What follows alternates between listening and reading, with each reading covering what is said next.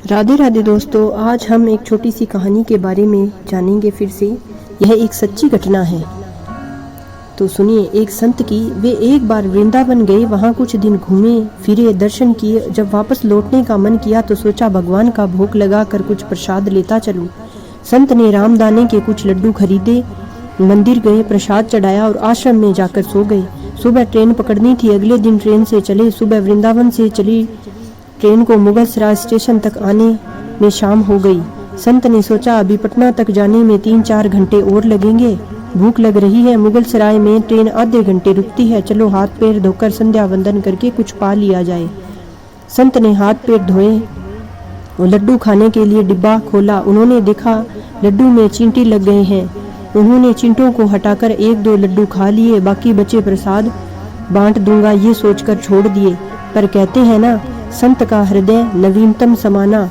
बेचारे को लड्डुओं से अधिक उन चिंटों की चिंता सताने लगी। सोचने लगे ये चिंटे वृंदावन से इस मिठाई के डिब्बे में आए हैं, बेचारे इतनी दूर तक ट्रेन में मुगलसराय तक आ गए।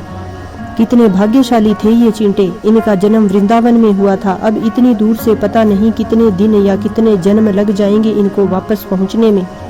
पता नहीं ब्रज की धूल इनको फिर कभी मिल पाएगी या नहीं। मैंने कितना बड़ा पाप कर दिया है, इनका वृंदावन छुड़वा दिया।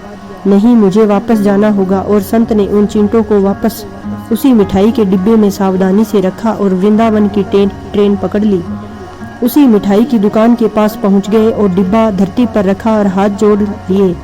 मेरे भाग्य में नहीं कि तेरे ब्रज में रह सकूं, तो मुझे कोई अधिकार भी नहीं है कि जिसके भाग्य में ब्रज की धूल लिखी हो उसे दूर कर सकूं। दुकानदार ने देखा तो आया, बोला कि महाराज चींटे लग गए तो कोई बात नहीं, आप दूसरी मिठाई तोलवा लो।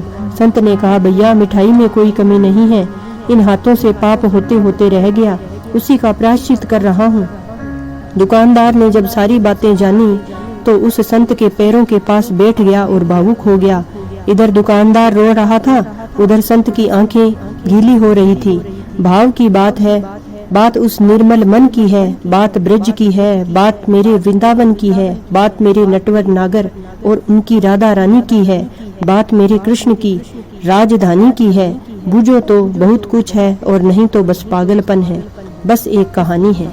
राधे राधे दोस्तों।